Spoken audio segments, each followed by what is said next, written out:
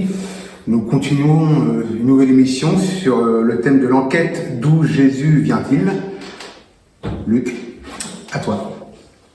Eh bien, Jésus vient de l'éternité. Jusque-là, nous sommes intéressés à certains aspects de la naissance de Jésus dans notre monde, sur notre terre. On avait vu déjà dans l'introduction, que ce soit chez le prophète Daniel, chez le prophète Michée, chez le prophète Ésaïe, cette notion, celui qui vient des temps anciens, celui qui vient des jours de l'éternité. Alors là, nous avons une parole dans l'évangile de Jean, ce qu'on appelle le prologue de l'évangile de Jean, chapitre 1, verset 15.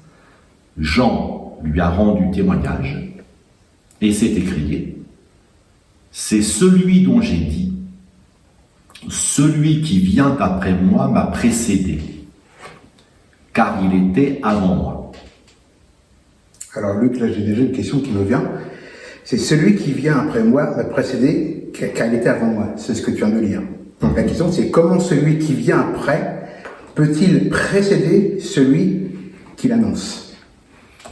Eh bien, c'est cette question qui a fait dire à des contemporains de Jésus: mais tu es fou.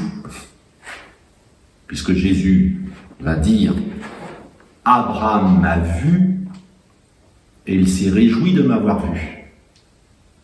Et on va lui répondre: tu n'as même pas 50 ans. Et tu prétends que tu as vu Abraham, et qu'Abraham t'a vu. Alors qu'Abraham est né 3500, que je dise pas de bêtises, oui, à peu près 2000 ans avant que Jésus ne vienne dans le monde. Et c'est pour ça que j'ai dit, Jésus vient de l'éternité. Donc dans notre monde, Jésus est venu il y a environ 2020 ans, à quelques années près. Mais en termes d'existence, Jésus existe de toute éternité. C'est pour ça que Jean-Baptiste peut dire: celui qui vient après moi. Et en effet, Élisabeth, qui était la parente de Marie, a enfanté Jean-Baptiste à peu près 6 mois avant que Jésus ne naisse. Donc Jean-Baptiste est venu avant Jésus, sur la terre. Mais comme Jésus vient de l'éternité, eh bien en fait, il est venu bien avant Jean-Baptiste. Donc tu veux dire que Jésus était avant même la création? Oui, et c'est là que certaines, on les appelle des sectes, pas sectes au sens civil, c'est-à-dire, je vais faire une précision là, peut-être dans d'autres émissions j'utiliserai cette expression secte, dans ma bouche ce n'est pas péjoratif. Donc civilement, quand on dit secte, c'est sous-entendu un groupement qui est dangereux pour la paix civile, pour la République. Quand un chrétien parle de secte, il parle d'un mouvement qui veut s'inspirer du christianisme, mais qui dévie par rapport à l'orthodoxie, ce qui doit être cru. Donc on devrait plutôt parler d'hérésie. Et il y a une hérésie importante qui est apparue très tôt dans l'histoire du christianisme, c'est de s'imaginer que Jésus est une créature de Dieu, qui, à cause de ses immenses qualités, a été promu au rang de Dieu. Bon, Jésus serait devenu Dieu. Ou certains disent un diémurge, un mi-chemin, un peu comme on pensait chez les Grecs, un mi-chemin entre Dieu et les hommes. Ou un super ange qui serait venu sur terre. Et c'est là qu'il faut préciser, non. Jésus est Dieu de toute éternité. Dieu le Fils. Mais il s'est incarné. Il a pris forme humaine. Il est devenu homme sur notre terre il y a environ 2020 ans. Donc d'un point de vue divin, Jean-Baptiste peut dire, il m'a précédé. Mais d'un point de vue humain, il peut dire, il est après moi. Et puis aussi, autre chose, indépendamment de la date de naissance de Jésus dans notre monde, en termes de ministère, de service, d'action publique, l'action publique de Jean-Baptiste précède l'action publique de Jésus. D'ailleurs, le début de l'action publique de Jésus, c'est la fin de l'action publique de Jean.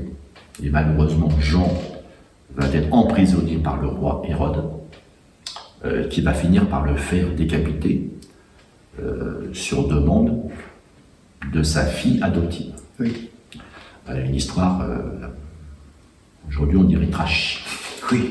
glauque, une histoire terrible, mais il fallait que, pour ça que Jean-Baptiste lui-même va dire, il faut qu'il croisse et que je diminue. Donc il était conscient que son service public ouvrait le chemin du service public de Jésus.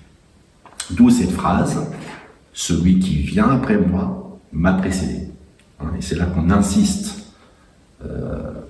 Jésus est Dieu de toute éternité. Jésus n'a pas commencé d'exister quand il est venu sur terre. Jésus n'est pas une créature de Dieu. Il est Dieu. Même s'il est vrai qu'il y a une notion d'engendrement. Tu es mon fils, je t'ai engendré aujourd'hui. On verra ça plus tard. Mais il n'est pas question de création. Et il faut le marteler parce que certains ont une mauvaise conception, une conception sectaire ou hérétique. Et là, il faut parler, dire non, c'est pas ce que dit la Bible. La Bible dit Jésus vient des jours de l'éternité. Il vient de l'éternité. Et il va vers l'éternité. Sa mort n'est pas une fin. Alors, en texte qu'on a déjà vu dans une émission précédente, Michée chapitre 5, verset 1. Et toi, Bethléem Ephrata, petite entre les milliers de Juda, de toi sortira pour moi celui qui dominera sur Israël et dont les activités remontent au temps ancien, au jour de l'éternité. Donc là, il est clairement écrit que Jésus a eu des activités au temps ancien, donc bien avant la création du monde. Il a participé à la création du monde et la vocation à devenir le chef de l'humanité, celui qui dominera sur Israël. Mais d'autres textes disent qu'il dominera aussi sur les nations. Maintenant, pour situer géographiquement les choses sur la planète Terre, Luc chapitre 2, versets 1 à 7, en ce temps-là parut un édit de César Auguste ordonnant un recensement de toute la terre. Ce premier recensement eut lieu pendant que Quirinius était gouverneur de Syrie. Tous allaient se faire inscrire chacun dans sa ville. Joseph aussi monta de la Galilée, de la ville de Nazareth, pour se rendre en Judée, dans la ville de David, appelée Bethléem, parce qu'il était de la maison de la famille de David, afin de se faire inscrire avec Marie, sa fiancée, qui était enceinte.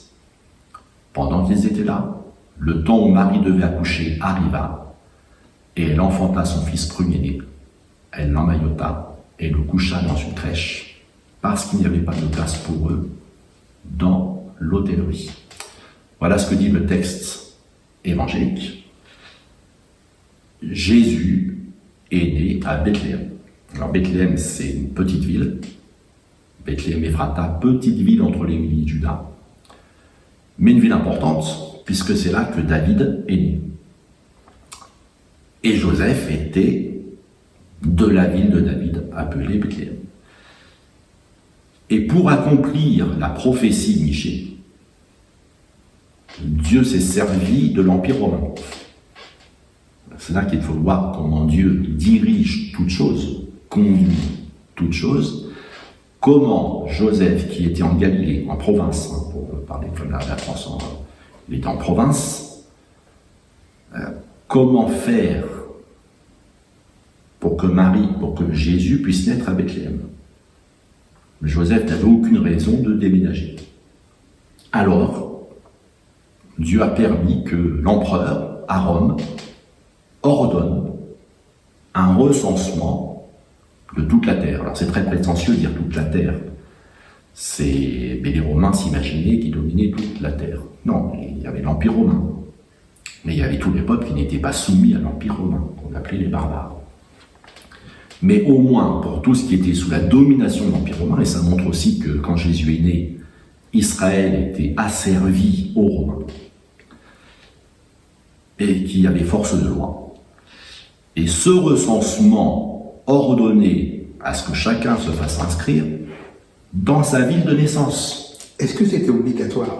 Ah ben oui. Vous voyez, parce que l'Empire romain menait son empire du main de fer. Imaginez que le recensement français, la France fait aussi son recensement, Oui.